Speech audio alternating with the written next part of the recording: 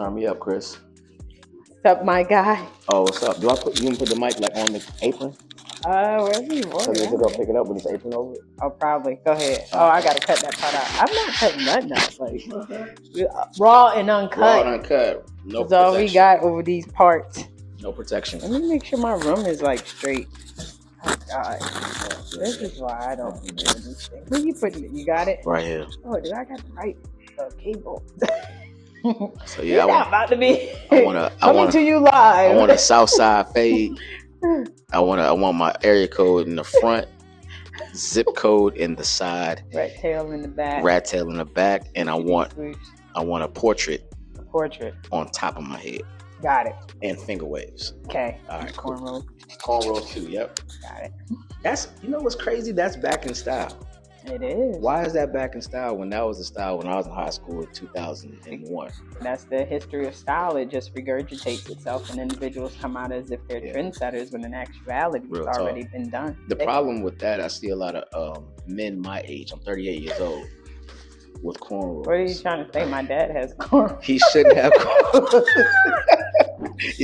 Shout out to your dad, but I know he's older than me. He definitely has cornrows. 60-something with some straight backs. Yeah. Hardcore salt and pepper straight backs. Oh, look. You on my page. I'm going to go check it out. I think there's an age limit to cornrows. We draw the line. Yeah. Now, you know what's crazy? How we don't give dreads the same type of criticism. I mean, they're timeless, though. Yeah, is that why? Why don't we give dreads like that same criticism as like cornrows? You know, like the age thing. Oh. Yeah, like like we see people with dreads, like you got dreads, but like you see like an old head with cornrows, like bro, cut your head, man. Like I think because of the symbolism, but both of them have symbolism. Very true. But I think when it comes to locks, both of them, like I said, for real, I don't even have an answer. I'm not because you think about it from a career aspect, right? You go to an interview, right? And you got some fresh locks. They look at you a little bit like still somewhat professional versus. You're right. Cornrows. Why is that? Yeah, why is that? I don't know. Is it cornrows considered like a little more hoodish? Probably. Yeah. Okay. But I mean, when you think about locks too, like it's a cultural thing, so everybody wouldn't be able to have them. I don't know. I be thinking like what age, like you feel like okay after a certain period it is associated with that age and kind of being like a more of a childish type of. Yeah, I don't know. Because think about it, I'm a grown man. I gotta get my hair done. Right.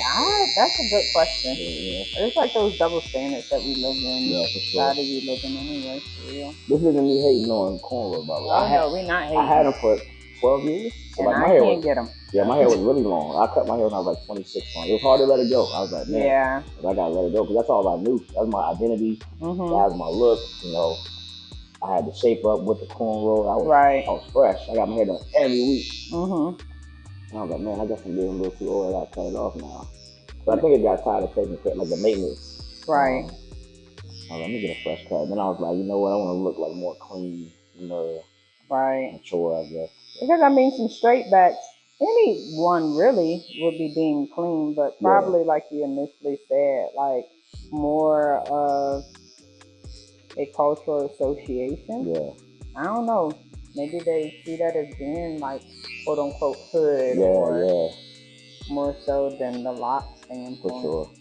I don't know, that's thought provoking. Yeah. And then you already got enough to fight against anyway, trying to get the job. You know. So it's like, you know. But that's where it's not fair. Because somebody can wake up with bad hair. Right. And can go for that same interview as somebody with a fresh retwist. Yeah. The bad hair potentially could get offered a job. But the person with the fresh retwist, because of having the locks, would be deemed as being unprofessional. And that's that inconsistency within the workforce. You know what's really wild about that? We're leaving that in the hands of someone that doesn't know our culture. Yeah. That's crazy, right?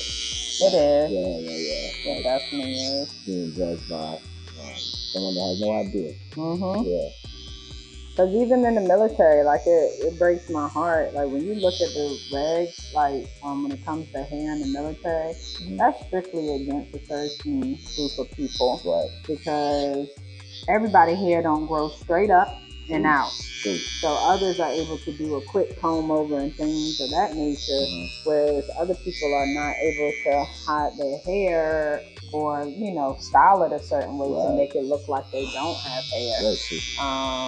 And when you take and even think about like the facial hair and how they're not allowed to have it, but thinking about who's more prone to ingrown hairs, irritation and stuff, right? And so it's not fair, and I think it's definitely something that needs to be looked at and changed. And they're changing in some areas because they'll try to say it's for safety reasons, and I can understand that. But then too, after a certain length,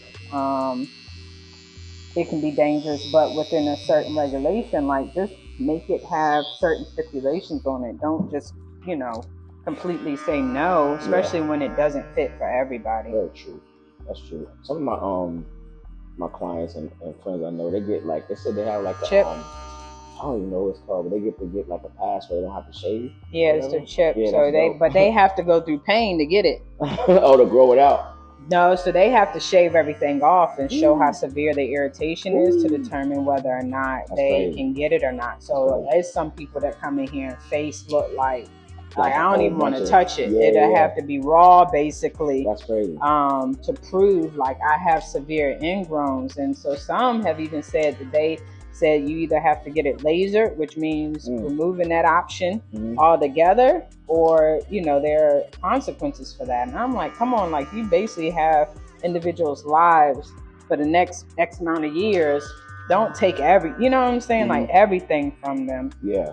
For the sake of, you know, the position that they still can do, despite having particular things. So I've heard conversations from both sides. People have different opinions as it pertains to it. So it's just always interesting to see how it definitely plays out in the long run. That's true. You know what I really got to ask you? How was Thanksgiving? Thanksgiving? Yeah. I worked like 14 hours, not the actual day, but the day before, so it felt like it was the day. Really? Yeah. People came and got their cut? Yeah, it was. Thanksgiving Day? Nah, the day before. Oh, yeah, you were jumping. Yeah, it was intense, but no complaint. I was grateful for it. Oh, you should. Went home, put my arms around my mom, and then came back. What about you? Drop it. You feeling it? I'm trying to catch it right here on this side. You got it? Yeah. Why you got it up here like that? I could have done that. There you go. Could have been done that. Every year that I'm in town, I go feed the homeless. Oh, that's dope. Yeah, so I actually this year I go buy like the sandwiches, like the bread, the meat, the chips, like the bags. I make like bag lunches for the homeless, and I go that's cool. drive around downtown Norfolk and Portsmouth and just find homeless people and pass them out. That's what's up. This year was crazy, man. It was like a very godly experience because, you know, this year I'm gonna go all out. And I think I spent like $200, so I bought like everything. And I was able to make like 95 lunches, right? So I pack them all in my trunk, I make them all, and it starts raining. So I'm driving downtown in Norfolk, where I usually go to the spot where it's like normally jumping, like everybody out there. I pull up and nobody out there. Wow. I'm like, all right, cool. I'm gonna just drive around. I'm gonna figure this out. I'm driving around for like 45 minutes to an hour. I don't see no homeless person. And so my wife texted me, like, hey, how's it going? I was like, man, I don't know, man. I'm getting discouraged because I got all the damn food in my trunk. Ain't nobody giving it to me. So she's like Googling like this, like shelters and stuff. Like, maybe you can drop it off here. I was like, okay, that'd be like the last resort. You know what I mean? Yeah. And so I'm in the hood. I don't even know what part of Norfolk it was at, but it's kind of like downtown. And then like God was like, yo, man, turn down this street. And I'm like, all right. So I just made a left, and I see these two homeless people. And not thinking, like, they were all like chilling in like abandoned houses, but like under the roofs in the rain. And the two dudes, I stopped right in the middle of the street. I'm like, yo, y'all hungry? He was like, yeah. And so I got you, and I popped my trunk, and I gave him 2 of the lunches, and I swear, like, after that, like, everybody came out. Like 45 people. Really? Just around my car. It was actually pretty overwhelming, like, which I'm not scared of my people, but it was like so many people, like, I'm like, here you go, but it was like such a it's a blessing because I didn't give up. You know what I'm saying? Like, that piece. It was like, man, I was almost like, man, damn, all right. Go home with these 90 bunches. But it was like, God was like, nah, just keep driving. Yeah. I got you. And I was like, man, it was so good because like that was everything I had. That one like turn. And so I was just so thankful, man, because I was like, man, what if I would have gave up? It just like really like showed me like just it resonated with like my business, life, and just anything. Like, don't give up. Right. Because you were almost right there. You never know if you just keep going. Yeah. So I was like, all right, that shit, it set with me real deep with just a lot of other stuff that you may want to give up on, but you never know that one next moment could be like a breakthrough. Yeah. And so I was really happy, man. So I was like, thank God. I was able to give everything away. Yeah. And then that's like the best feeling, man. Cause like, and it's also sad. It's the first year where like it was really like heartbreaking to see our people in that position, like, you know, no teeth and drugged out and snot coming from their nose. And it's like, man, like, it's like, man, how did it get to this point, you know? But it's like, man, God bless them. I hope they can get it right or something. But I was like, man, like, this is sad. Our people. Yeah. And then we never know, like, you know, you got some people that just was done wrong by family. Like, you can't be prejudiced on those moments. And I'm proud of you for rocking it out, because, like, I think the biggest takeaway, too, could be just allowing God to lead you. Yeah. Like, you went to the same space that you always knew that they would be at. But when do we take and allow our will to die to the will of God, that God will direct that path and send you to the people that you need to be? Because I know if you can contest, you don't necessarily say yes to everybody that you serve, but every yes, it seems like it's been purposed. And that's where with whole entrepreneurship and everything, it's like, don't abandon God trying to gain, but allow him to lead you. Because in those moments of what we deem to be a drought or people not showing up, he could have something, but it's almost like, what are you here for? Are you here for the numbers, or are you here to do the work? And then the fact you kept driving is like, all right, bet, now I'm going to show you that when you allow it to be my will and not your own, and let me take the wheel where I can take you to be a blessing that surpasses your expectations. Let me tell you, that's how I felt. Because I'm like, it's raining. I'm like, bro, really? I said, out of all days, I said, I got these sandwiches in my trunk. I got these chips. I got these bag lunches. My whole trunk is full. And I'm like, that's going to be the first year where I'm just going to have to, like, I don't know what I'm going to do. Right. Like an hour go by, I'm just turning down streets. I'm just driving. I'm just enjoying Norfolk. Like, what it be I was just like, well, I'm in Norfolk, just driving around. And I swear I was like, I just stood there for a second. No joke. I'm just sitting there and I'm like, what do I do? Right. Turn down there, and I was like, all right. I swear that's how I felt, and like, that's deep what you said, because I feel like a lot of times we don't listen to what he be trying to tell us. Right. And it isn't direct, like a voice in our head. Of like, hey, you know, but it's like, go down this road. Right. It's like just a feeling. And especially like when you really pay attention to situations, like God be talking to you. It's like, is he talking to you through that individual or through like what's happening? It's like paying attention to what he's trying to say. And it's like, once you listen, it's like, I was trying to help you, bro. It's like, I need you to listen to me. Right. And that's crazy what you said, because that's also how I felt about my business and where I'm at, which still feels like a dream. Like, like, I swear to I lied to you not, Nick. Like, even sitting in this chair, like, none of this feels real to me. Like, none of this feels like, I don't want to wake up. That's how I feel every day. Right. And that's a blessed place to be in, man, for sure. Man, it's so crazy, because I was going against everything he wanted me to do out of fear. Like, man, what if it don't work out? Like, you gotta lose, bro. Like, like, just go at it. Yeah, super proud of you for doing that. And that's what, I mean, it really boils down to, just that surrenderance. Like, I remember hearing this story some years ago.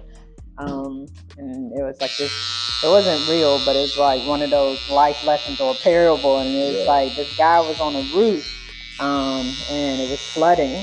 And so he, you know, was determined that he was going to sit there and wait for God. So he's sitting there, and next thing you know, a boat comes, and he's like, nah, like, I don't need no help. I'm waiting for God to come. And the people like, come on, man, stop being crazy, get in this boat. He's like, nah, I'm waiting on God. And then after that, the boat left, and after that, he's still sitting there, water getting higher, and then a helicopter coming. They like, come on, get on the plane. And he's like, nope, I'm waiting for God. And they was like, stop playing, like, you're gonna die if you stay out here. And he's still sitting there. And so they left, and next thing you know, he gets to heaven, and the first thing he says when he gets there, he's like, God, I waited for you. Why you didn't send me help? God said, I sent that boat and that helicopter, and you turned both of them down. And so when we take and we have these entrepreneurship moves that we make and stuff like that, we can't miss God in it because of its delivery, right? And so understanding that when we really are operating in it, because I had to learn the hard way with my business, like, you know, like even with traveling and speaking and stuff like that, it wasn't that I was putting God on the back burner, but, you know, trying to get into schools and all that kind of stuff, you say anything about God, it's like, you know, the laws and all that kind of stuff. It's like not even allowed. Right. And a transparent moment, I was like, all right, bet I'm going to deliver deliver my packaging in this way. But God, if I get through that door, I'm going to hit him with you. Like, you going to know about God before you. But it was like, nah, like that's why I realized for every door that needed to be open, God had already given me the key. And I did not need to try to be him or try to dictate what doors he had called me to. And that's the thing, like when it comes down to serving and all of that, like we have to understand, like when you look at Christ and his ministry, like it wasn't confined to one location either. It was everywhere. So to take and listen to you, take and get in your car and things like that, like so many times, you know, with these shelters and stuff, like they have to go there to be serviced. Right. And it's like when you take and you get out of your own way, and like I said, allow God to take the wheel and the path that you can take, it's like more people are able to be reached in ways that they otherwise wouldn't have been able to because of having to go somewhere, but being able to go to those places that may not feel comfortable where, you know, but trusting it, like God's got me in the midst of me. And in spite of it all, it look a little sketchy out here. Don't be after dark, but still. It's crazy. My wife, I took her 1 year, like she told me one time, and she stayed in the car. And she was so scared. And I was like, girl, you can't be scared about people. You know what I'm saying? She's like, in the hood, I was like, that's why I feel comfortable though. Right. Like, that piece right there. But I was like, but we're coming from a place of love. And like, I don't need my gun right now. God seriously is covering me. And that's how you know when it's God. I don't need my strap. Like, do I have it? Yeah, but I don't really, I'm in such a place of peace because of what I'm doing. It's like, man, this is to help the people. And ain't nothing bad will happen because of how we're coming. And somebody was like, yo, that's dope. Why do you do that? And I was like, yo, you know how good it feels to, the reality is I told him, I said, bro, when you get to a point where like you're financially blessed, it ain't even mine. Like none of this is my money. It's God. Like, God, that right there. It's God. Like, that currency. It ain't even mine. He can take it right now. I can look at my bank account and be stacked, and then 2 minutes later it's gone. And that's why you gotta like, man, I gotta give it back. Some way, somehow, either that be. That's why I don't go to church, so like I don't have the opportunity to really tithe. So that's why I give in that manner. You know what I mean? Then what you said as well is like, I really try to, I'm not going to sit here and be the holiest rolliest, but I try to really emulate Christ because Christ was a gift. Like Christ was out in the street, man. Ooh, I got them brows. You so silly. You get the brows. That's that pretty boy stuff. I ain't a pretty boy. Funny. But that's like where my heart's at. And it's the best feeling to do that. For sure. Tell people, bro, like, why would you not, man? These people, these people, then, for real, this is like nobody knows this. Maybe my wife. I fantasized when I was a kid, growing up. I don't know why this is bad, but I love drug dealers. Like, real talk. Is that something you want to tell me? I'm dead serious. So like, I used to grow up, and I still be watching a lot of drug documentaries and drug dealer movies. And I always like, one day when I get the opportunity, I want to pull up in the hood on Thanksgiving, pop my trunk like I'm handing out turkeys and just feed the homeless, bro. On some Nino Brown stuff. That's where my head's at. Like, yo, I can do that now. That's the coolest thing ever. Like, pop up and be like, yo, I got turkeys. Come get them. Yeah, come get them. Making a difference. Nah, I mean, I think so many times, like, people miss those moments. You know what I'm saying? And feeling the pressure of it having to be a certain type of way. And, you know, there's a scripture that basically says, like, where you sum it up, don't let your right hand know what your left hand is doing. Like, you know what I'm saying? So, like, when you give, like, be a true forgiver and don't do it publicly. Like, be able to make those differences and things. And with the society being as they are and everybody having their smartphones and pulling it out, it's like to have that intimate level. Because, like, again, like, we never know the situation. And you can have a prejudice or a prejudgment of why somebody may be homeless and just never know. You know, something that isn't even to the fault of their own. And so that's never here nor there, right? Mm-hmm. Like, I've never been a person that'll give money. Yeah. Because it's like, it's obvious there's a money situation. Right. But I'm going to feed you. That's why I always ask, like, when they ask somebody, are you hungry? Yeah, always, bro, I can feed you. Like, and when they say no, I'm like, well, you really, yeah. Like, all right, I'll take in the wallet right now. You get what you want. Right. Man, that happened the other day, and this broke my heart because as a man, I can understand. So it was a guy and his wife. Mm-hmm. White guy too. And he was like, "Hey man, like he came up to me like I feel like those are like God tests too." Right. Like, I know like, you never want to tell an angel that, right? I'm like, bro, not today. Bro. Yeah. Like, please, I just helped him. Right. But he was like, "Yo, man, my wife and I are extremely hungry. We live out in my car." Mm-hmm. And I was like, "Yeah, bro, come here and get what you want." Like he's like, "Really?" And he's real conservative, like ordering a sandwich, and I'm like, "Bro, get what you want." He was like, "Really, like get what you want." Yeah. And he like grabs the minimal things. I'm like, bro, you want another bag of chips? Like, really? I was like, bro, get what you want. Yeah, right. Hear me when I say this. Yeah, because I'm like, bro, you're gonna be hungry later, right? He's like, yeah, like get another sandwich. Mm-hmm. And it was just crazy because it was very appreciative. It was like, it's like, man, that's just sad. And as a man, it's like, the role we have as men to lead, and we're not providing. And it's like you're out here living in a car with your wife. And right. Like, I only can imagine how he may feel. They've been going through. So I was like, bro, get enough to last you a night or whatever. So, but that was crazy. I was like, man, that's why when I pulled the wall, I'm like, God damn, how you Don't make eye contact. I know. It's like, hey, how you doing? What up? Yeah. Because you never know when being in that position too. Mm-hmm. And that's that piece that I think you should never forget, those moments. And I think to a certain degree, how certain people respond, you can tell their upbringing, right? Mm-hmm. You can tell that they were once there. Mm-hmm. You can tell that that touches on a particular space in their heart because of being that person that was on the other side of that at one point. And that mess can happen to anybody. I don't care how much you could feel straight now. In an instance, we all could just lose everything.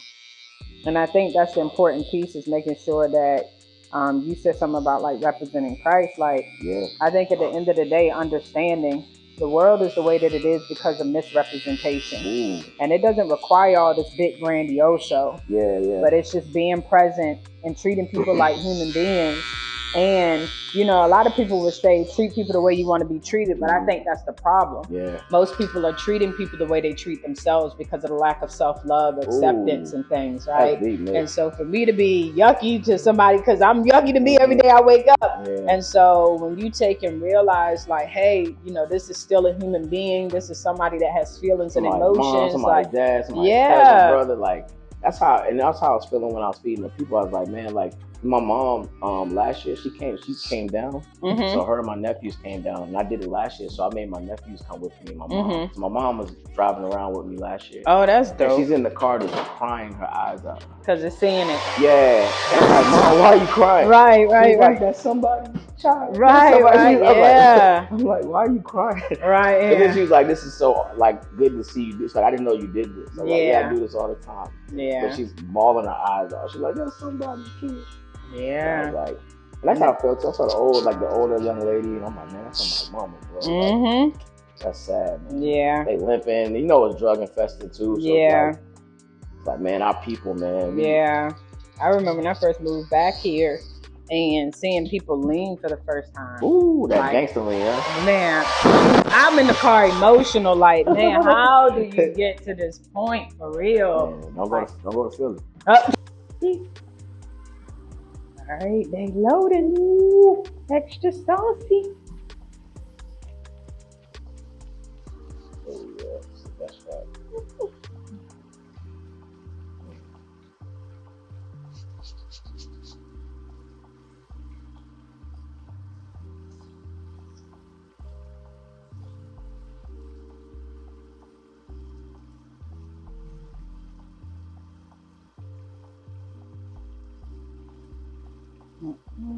Oh, it's not prepping the nose. Right.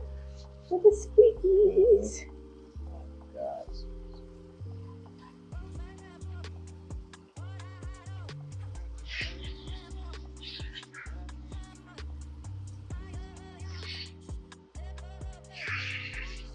You don't know. All right, so 2024 is coming to an end. Where did this year go, first and foremost? Well, can we talk about that? You know, they say the Earth's supposed to be spinning faster than normal. That's why it seems like everything's going by fast. You said every what?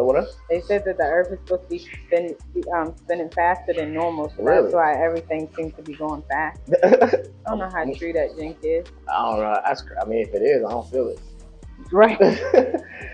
But the time does seem like it was just February. It was, you know. But I was thinking the other day, like, man, okay, I'm gonna really reflect on this year, and you know, a lot of times, man, people don't reflect to improve. Right. You know, it's like, okay, yeah, I'm doing great, but what's some areas that I can improve on as an individual? Like maybe my time management, maybe my discipline with my schedule, or procrastination. Right. Like, I keep saying I'm gonna do stuff and I ain't doing it. Like, what's something that you wanna? What's one thing that you want to go into 2025 that you want to get better that you didn't do in 2024? Discipline. Yeah, with what though? Everything. Okay, sorry, bro. As it pertains to me. Okay. So that's weird because I'm disciplined for everything but what involves me. That makes sense. That makes perfect sense, but that's so broad. It is, right? So my finances. Okay. I have a set goal that by June I want to be completely paid off or all like debt. Yeah. Okay. So that'll be 6 months for that. Okay. Fitness, and health and wellness, mindset, therapy, all of those components. Yeah. Making sure that, you know, continuing the journey of healing the whole me and not just a piece of me. Right. Discipline when it comes down to those, not only the meal plan, but like also like with structured workouts, but dedicating days. Yeah. So I work all the time. Right. Like if I'm not disciplined in anything, it's definitely work. And so I want to have that same level of commitment to the things outside, like as it pertains to my daughter, as it pertains to every aspect of my life and not just a piece of it. Right. And I want to tangibly start to see my money. I know how to make it for sure. Wow. But at the end of the year, next year, I want to see it. Yeah. And so being able to commit, lock in on stuff, and have that strong follow through, but taking the necessary steps to maintain. Wow. I want to be outside. Like I did some stuff this year, and it was like a part of that healing, and more importantly, finding me. Yeah. I think I've always been great at certain aspects, but to finally find me, see me, and understand that I'm worth living. I'm worth, you know, all those different components. Yeah. Oh God. You see.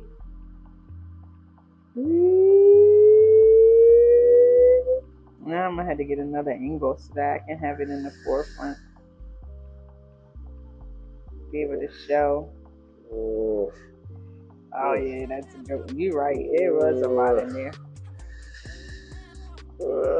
Save it just for you. Y'all see that? You see that? I save it just for you. Appreciate your whole life. There was never a moment of me wondering if you really cared. Like you show me every time when it comes down to this part. You ain't not admit it, but you have a white head fetish.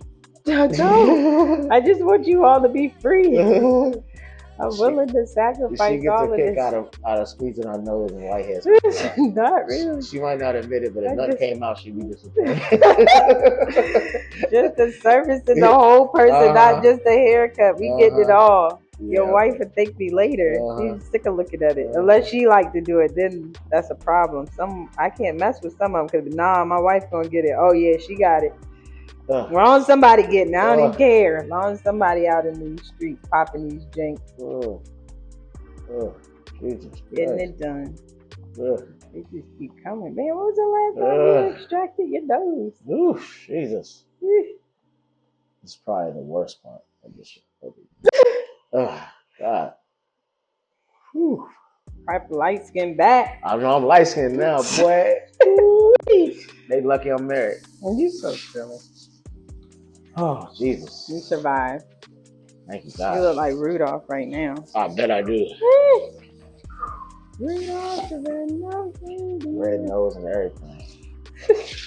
Jesus Christ. That's art. So satisfying. She killing me, yo. Oh, so satisfying. Telling you. You're a better man because of it. I appreciate it. Oh man, that is brutal. You always talk about. I'm not doing it no more. I'm taking it off. No, we got you. That is like the highlight of your the whole thing. Yeah, forget the cut. Forget the cut. It's whitehead popping session. Popping whiteheads. That's the best part. That's what you sign up for. Later. Yeah, I was like, I think he was my last one of the day, and I was like, yeah, you about to sleep. Because I always had the mindset, man, I'd rather you sleep in this chair than behind the wheel. Real talk, that's love. Just like, conversations that somebody may need the space to have. Come have that here, than going off on somebody in your family. That's true.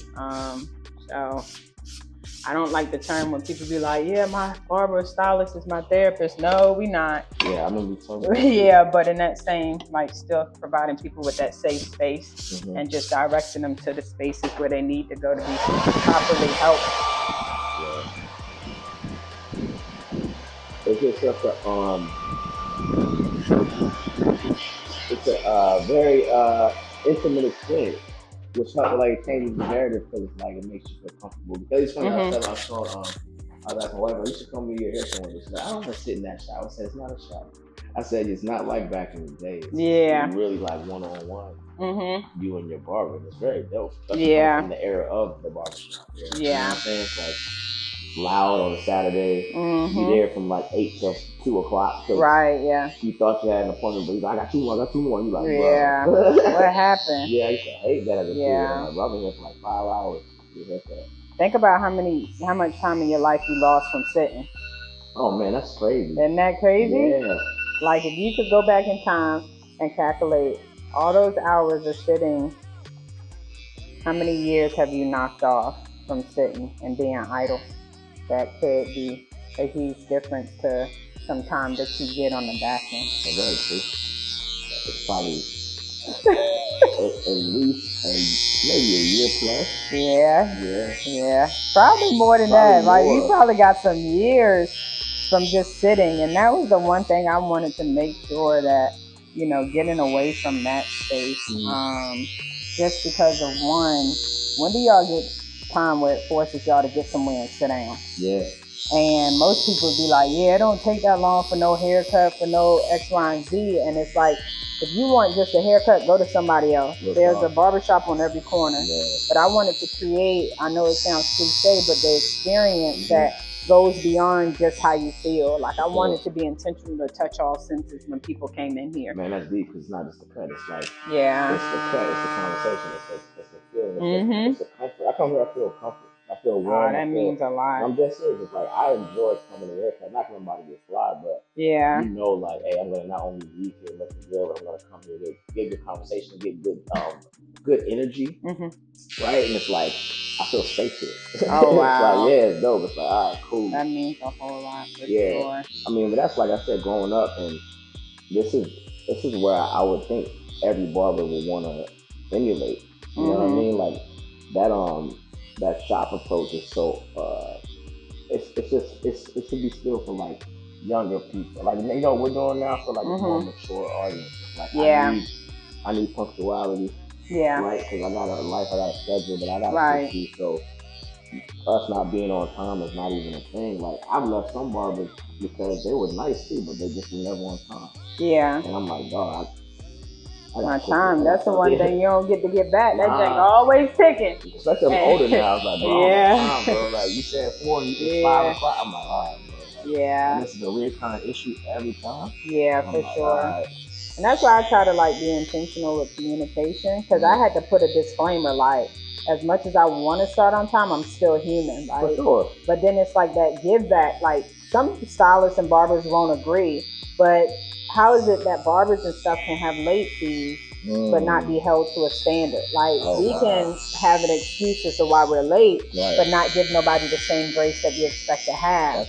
So if I'm 15 minutes or more, then it's nah, $10 coming off, because that was time that, again, you don't get to get back.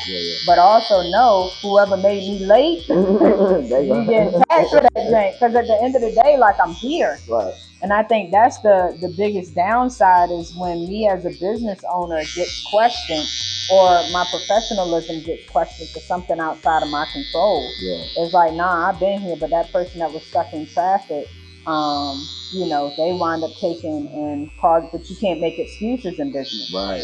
So it's like you just find a way to accommodate. And really, it doesn't directly negatively affect me because I'm holding the person accountable that made me late in the first place. So, that's crazy. Yeah. That is crazy. But people, not only like being in a position to take, but, that goes a long way for somebody because accountability is something huge. You know what I'm saying? Like when people feel like you're accountable for your actions and even acknowledging them and their time and stuff, it'll hit different.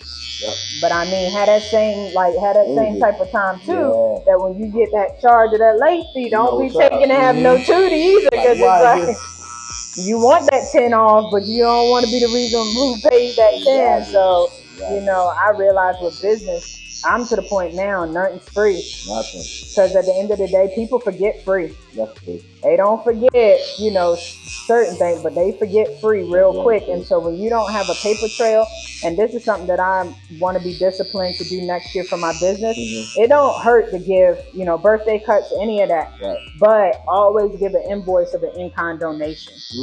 Because that becomes proof and a tax write-off. But it also lets the person know, hey, this is what this could have cost. Well, look what I did for you. Yeah. And it's not to hold back in nobody's face, but from a business standpoint, people forget free. That's true. And since like you have a specific relationship sometimes, people will take advantage. And also because they won't do that to the other person. Right. Or the other business, right? Yeah. I'd say that, use that analogy with one of my clients that just signed up. Which, unfortunately, man, one bad apple makes me change how I accept payment. Right. I don't want to be that way. But I have to. Yeah. So now, like, before you even get started, I got invoices on the way. I'm not even touching my computer to pay. Right. And I never was like that, but now I gotta be because of that one person that, hey, I'm gonna tell you. A month go by, like, you didn't eat my plan, like, doing everything. I'm like, bro. And this is someone that, like, always got a fresh cut. Always said, bro, do you do this to your barber? Yeah. I know when you go to your barber, you pay them on site. Yeah. I said, you can't treat my business any different. I said, so now, because you, I got to change how I treat everybody else. Right, it's unfortunate. And it sucks when people try to take advantage of it. But what about within the culture? Like, why do we feel that need to have a homie hookup and to cut corners? You know what I'm saying? Like, when you go to the Chinese joint, the mail stores, you're not even getting a refund. You can get an exchange, but they bought their money. Why is it is it because of the survival mode? Is it because of what we endured? Like, why do we have that approach when it comes to business? And why aren't we received so open arms as other cultures when it comes down to it? I think it's like a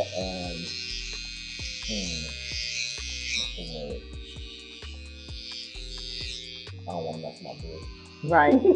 Ponder. One moment from a word from my subscriber, our sponsors.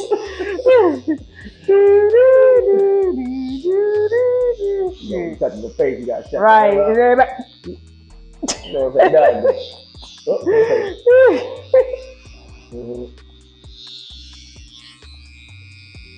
While we're sitting here, it's important. This is a special message for our viewers.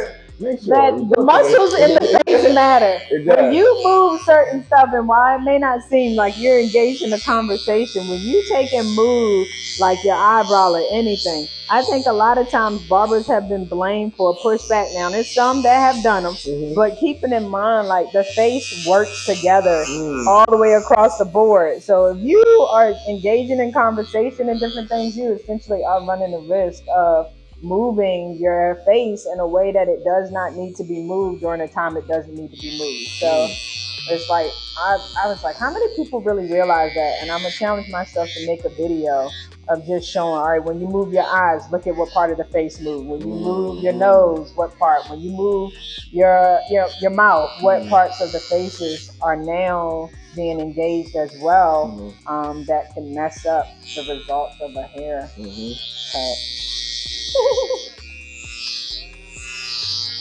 Look at it, ASMR. Yeah, that clipper. You still got so many things you can do with the camera. Yeah, I'm disciplined. That's all I can sum it up to. Be disciplined for me. If somebody else was to tell me to pull the camera out, I'll pull it out. If somebody else was to tell me to do something, I'll do it. But when it comes to me, like, I got every excuse in the world. I texted yesterday and said, you know what we're doing. Know what we doing and what we doing. We doing it. Quick setup. Don't even need to take it down. And then after that, there's no excuses. Like, I got 11, 12 years of content that I'll never know what it could have been and grown into because I never cut the camera on. I never got out of my own way. We ain't even done yet, but this whole experience got so many clips to chop up. Right. And it's like 20 different reels. Yeah. And it took like, what, an hour? Then, when I leave, am I the last one for the day? Yeah, you are. What? Record yourself cleaning up. Yeah. Shutting the lights off, like, in the day. Yep. In the day with me as a baller on Saturday. Everybody want to start in this jank. Yeah, I appreciate you for believing in me and pushing me, man. And leading by example. I think a lot of times we forget just the silence of inspiration and how that can make a huge impact. Because talk is cheap. So you know, how many times we done talked about even just doing stuff like this. Like, we're going to bring the camera out, we're going to X, Y, Z. Yeah. But when you take and put it to action and you become the evidence of the greater that somebody can become just by doing, that stuff is lasting. I know. And it's just like this opportunity is not always being special, but it's like just doing it. Yeah. For sure. I think that word just like people don't want to try. I don't care what nobody says, I'm just gonna do it. Yeah. Like having that free spirit about it. It's just the fact that you didn't even know to ask. Right, because you already got to know. But what if you get that one yes?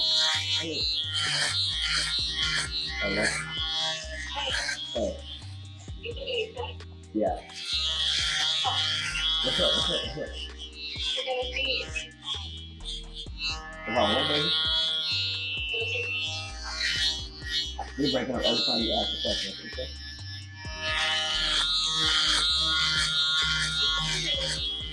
Talking about some food? I can get us some food on the way home. Oh, okay. Either one is what you know. I can grab us on the way home. It doesn't matter. Okay. Okay. Okay, baby. All right. So my daughter's at the house too. Which is a blessing. Shout out to her dad, who still allows me to. That's dope. Yeah, she's like, "Can I come over this week?" Aww, that's love. 15.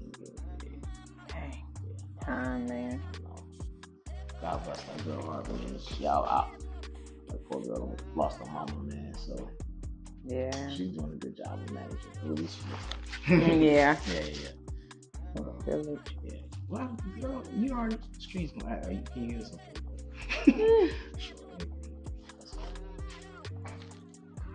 But yeah, what we talking about, man? Took my train of thought.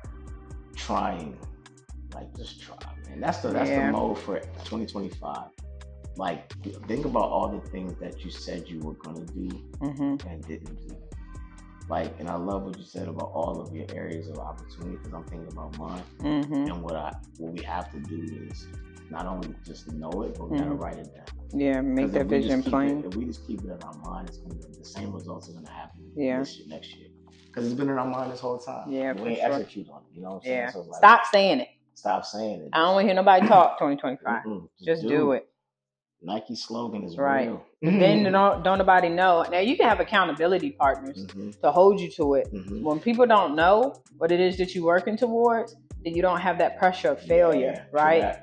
But at the end of the day, when people see the results of what you're doing, then that becomes the thing that inspires other people. Yeah. So I think so many times, because people don't understand the power of words, so you speak life to it. Yeah. But when you allow people to get those words and know the blueprint, then you also got those people that may be speaking against it. Yeah, that's true. So it's like, whether it be self, whether it be those other individuals that may be in your circle, like it could go so many different ways that it's like, write that vision, make it plain. but move in silence. Yeah. That's because it's always a working revolving door of adjustments. You never want to take in, put yourself in a failing situation just because of not even giving yourself time to like essentially process too. Yeah. Like having that space to be able to, making that room for error, because we feel like that sense of obligation instead of embracing that journey. Like we survived so much to save people that wouldn't be strong enough. I'm gonna have you close your mouth. That wouldn't be strong enough to survive. And so that's why that weight heavy. Like you don't get to just say, you know what, I'm gonna make this easy. That weight gonna be heavy because of the people that you are testimony to. That's also a good thing. Like, if it's easy, they won't have it. Yep, that right there. I don't want it. If it ain't no struggle, if no tears, nothing, you can keep that jank. Because at the end of the day, like, what else is that gonna cost me later on? I think one of your hairs went in my throat. My bad. COVID. Still okay. I know, I'm about to put it on.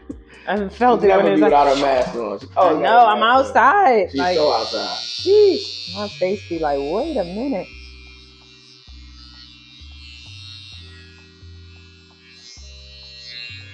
I think that's the biggest thing I learned is like you said, keeping your business to yourself and or it has to only be told to like-minded individuals.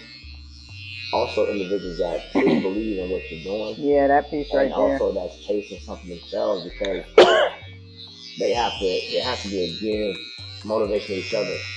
Like, bro, what are you doing? Yeah. Okay, when you do this, you said you're gonna do this. It's like that type of encouragement is needed. Yeah. Especially like it's hard to find people that really want to see you win. Yeah. Because they're doing something they may want to do and they're not taking the initiative or first steps. Man, that's I'm telling you, the biggest secret. Everybody's like, yo, how you do this? Like, yo, just get started, bro. Like, I'm telling you, like, there's too much resources, too many tools. Yeah. There's too much opportunity out here to not be right, like where you want to be, or just going after it. And I believe like the fear of like not knowing how it's going to turn out is amazing, because that's the beautiful thing about the journey. Yeah. You get to reflect and be like, man, like look at what I've done in a year. Oh snap, like. I'm going out scared to even post that. Right. Yeah. Hey, I do it all the time. Like, yeah. Okay. And don't forget to celebrate those small milestones. Yeah. Sometimes I want to see the 100K. I want to see the amount of money in the account. And it's like, nah, like those milestones maintain the momentum. Yeah. And when you overlook those and you don't get those results fast enough, that's where we throw in the towel. But say, for instance, like even with your field, like, oh, shucks, I might not have made it through all the meals, but I made it through one extra today. Or I might not have been able to post every day this week, but I still did more than I did last week. Like, that's perspective is everything. And when we master that perspective, then nothing can stop us, because until it's first in our minds, like you think about it, me talking now and I'm cutting, I'm moving my hand and everything, you would think something would have to shut off in order to get it done, but the complexity of us. So that's why the mind will determine the outcome and the success of how we are, because it's not until you master the mind that the body will begin to respond and reflect that. So constantly checking that mind to say, okay, what is your thought process on this particular task? Where's your mindset? How are you feeling? Did you are you spiritually, mentally, emotionally malnourished? Like just constantly checking in, because the moment it gets in that mind, stuff will start to respond accordingly. Yeah, exactly. That go either way. Yeah, for sure. Whatever we let seep up in there can derail us or push us towards it. Yep. And that's something that I'm noticing so much with people. Man, they really I always tell people there's something I tell them: control the controllables. Yeah, that right there. Just control what can we control, right? Like what happened at work, was that controllable? No, why are we tripping about it? Right, yeah. And not to dismiss the emotion and the feeling. Correct. Like my therapist, she was like, I need you to stop focusing on the why, and you need to start focusing on the what. And with that being said, stop wondering why it had to happen that way, and determine what can be taken away from the process and the results of it happening. And when you master that mindset, it's like you change where your attention and your energy and your time is being devoted to, because of understanding, like, daggone it, like, maybe that was a blessing. And while my mind was so focused on the negative effect of it, I missed how God was using me in the midst of those particular things. Like when I travel and speak, and it's essentially just me sharing my testimony, right? And to see the impact that it's having on other people's lives that may not have a voice to their truth is like, God, thank you. Yeah. And I say thank you not for the situation, but God, thank you for letting me survive. To be a vessel to other people, man. To be that example for them to see it. Dang, like I went through that too, but dang, you made it, and now this is what you're able. Like, yeah, because we cannot waste. Nothing is voided as long as we make sure we do something with it. And no, everybody don't have to have a podcast and be a motivational speaker. But just being kinder to somebody because you were enduring hell growing up, or just because of showing up for people and being committed because of not having those people that didn't show up for you. Like whatever way that it has to look like operating in the spirit of excellence because of never having people show it, like whatever that looks like, that's where we understand like, yo, what I endured, it wasn't in vain. Because I made sure that I didn't waste it. Like if it was that horrible, daggone it, you better write a book. You better be mentoring some little girls. You better be going to a therapist so you can heal and be the best version for everybody that you've been purposed for. Because to sit and wallow in sorrow, woe is me, why did this happen? It's wasted. Like you went through all that suffering for nothing. But when you take and allow that truth to not be your identity, understanding that it is a part of who you are, but saying, you know what, I'm gonna make sure this jank got a bomb ending. And I don't never say stories because I think that's why we don't share, because we feel like our stories have to have a perfect ending. But in actuality, it's our truth. We don't get to take away and do the highlight reel. Like it is what it is. So the moment of understanding that, and there's power in truth. And like I said, we survived to save some people that may not be strong enough. So when we make sure that they got a good ending, and knowing like, dang, despite this, you might have faced X, Y, and Z, but you have the power and the ability to take your life back, then that hits different. Come on now. That's so crazy. That's exactly what happens.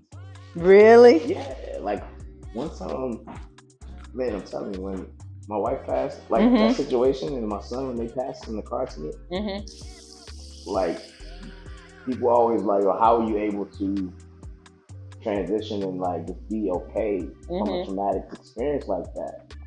And it took, in that first week of it happening, man, like God came to me very quickly. Thankfully, I was in a space of listening, and prayer, because once he was like, "Hey, man, you're being so selfish." I swear, this is how I felt. It was really like, yeah, you're crying, you're hurt, but I'm actually trying to. Unfortunately, I'm gonna have to use you. I said, what? That piece. Like, I swear. And I was like, okay. And I'm like, he was like, you're being so selfish. This ain't even about you. And I said, okay. He was like, I'm using you to help others. So I need to put you through this so you can help other people. Look at what you're going through. Yeah. To help them develop and be better people. And I was like, mind blown. Yeah. I'm like, man, okay, I'm going through this not because I need to be in pain, because I need to utilize my story to help others. I already had that type of mentality anyway, but now there's such a bigger platform to help people in a way, not only by what I've been through and how I'm able to move through it, but what I'm going to be doing after. That you didn't even know that was going to come. Right, like, because people be like, bro, like, look at where you, like, now you're remarried, you got a kid, you have a successful business. I lost everything in a day. I lost my house, my family in one day. And so I'm like, all right, what is this trying to show me? I didn't really like take that perspective. Like, not what is this doing to me, but what is this trying to show me? Yeah, I lost it, but okay, like this is something that big, and people go. That's why I tell people, like, yo, the life is life in phrases. Like when people say life is life, I'm like, that's dope. Yeah, like, you know, that's like, this is about to be a growth experience. For you because you're going through something right now, so you need to take that as, I'm like, cool, like, I'm about to grow from this because I lost my job. Congratulations. Because this wasn't for you. There's something else out there. Yeah. This is something that you're going to have to grow through to actually get to where you need to go, because it's part of your journey. Yeah. You know what I'm saying? So I'm like, man, like, I'm so thankful that I was able to acknowledge that quick. So it helped me put me in the space of helping. Like, man, I'm going to be able to use my story. Like you said, I still got to write my book. Because if I sit on that and not continue to help people, man, it goes in vain. Right, like, right. It was a waste of God. God's like, bro, I need you. Like, yeah, I need you. Like, he's on some Moses stuff. Like, you ain't Moses, but it's like, right. Hey, so you're gonna be a man that loses his wife, which is not even normal. Like, the rate of like wives dying compared to men is very low. Yeah. Ain't at my age at the time, so I'm like, all right, what is this trying to do? Like, I had to sit there for days, and I'm like, just praying, crying. I'm like, all right, man. Thankfully, it happened right before the funeral, so I was able to go in there and talk, make everybody laugh, and be in the best spirit, because God was like, hey, this is where I need you to be to help these people. Yeah. You're gonna walk in there and be strong as you can be, and they're gonna look at you like, wow. Yeah. But I need them to understand like my power. I said, cool. I said, I got you. Right. I said, cool. And then I also truly believe, man, those moments are such a good opportunity to acknowledge him, so he can be like, you know what? You passed. Here's these lessons that I've been having for you. Right. Like, they've been sitting here. Wait, I need to make sure you was understanding of like who I was. That piece right there. Right? Like, you acknowledge me. Your faith is where you said it was. Yeah. Because you're not in sorrow. You're not like negative. Right. You're still smiling. You're still going to the gym. You're still kind to others. Thank you for letting me know where your faith's at. Here go this companion, soulmate, bonus round. 2 months after you lose everything, here go this woman that you, man, I don't get emotional, but prayed for. Here's this woman that you pray like you deserve. Yeah, man. My wife is that dope, but I'm trying to I can feel it. I be seeing y'all, man. Listen, I see my wife's crazy all day. She's bad, but people wouldn't understand like where I was at. That's why I get emotional, because I was at a low place. Yeah. Not like depressed, but like life was like, what is happening? Like, what is going on? Here's this dope chick that's gonna support you in a way you can't even fathom. Yeah. That's gonna help you excel in a business that you didn't know was gonna even pop off. A 6-figure plus business that you had no idea. Like, then here go you lost your son, but here go another one. Like, all right, that's just like, bro, I tell you, like, he might take it away from you, but if you give him the faith that you say, he'll give it back to you 10 times. Right. That stuff is real. Like, and Job experience, but people be missing out on that opportunity because he be putting them through stuff, and they like completely forget that it's for a purpose of acknowledging God. Yeah. And it's like, he'd be like, dang.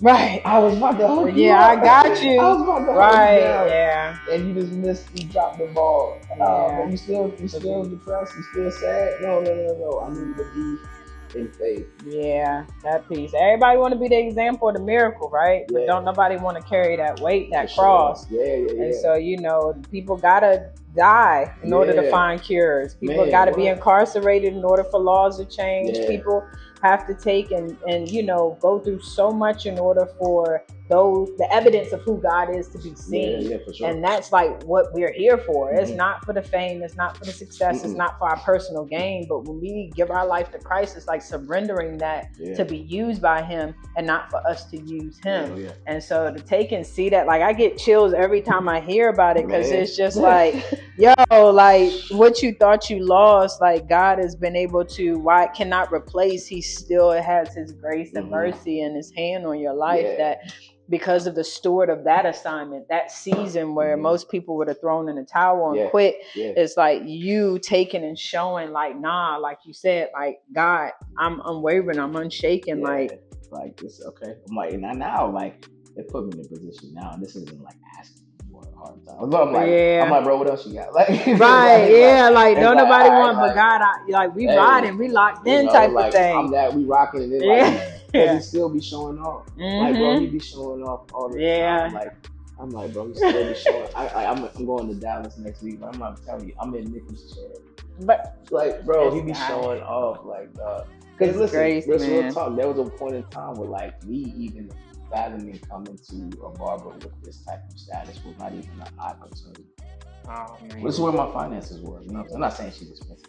I'm just saying, like, I have a status. It's a status, right? Like, if it was above a certain price, I'm like, man, I can't even afford that right now. Like, that's not even an option. So Making sure that we always eating, man. Right. It's not even food. It's like we are always good. Like everything, every need is met. And the more that we realize that, again, celebrating those small milestones, right? Yeah. So you may not own a home, but you got a place to lay your head. Right? You may not have that 6-figure business, but you got people that keep coming back. Like when you change that perspective and like to test to see if you can be faithful over the little, I'm gonna make you rule over much. Man, tell me about it, man. Because it's like, how can I'm going straight to Walmart. Walmart? Yeah, that's where you look at fresh cut. You gotta go to Walmart. I'm fly, appreciate it.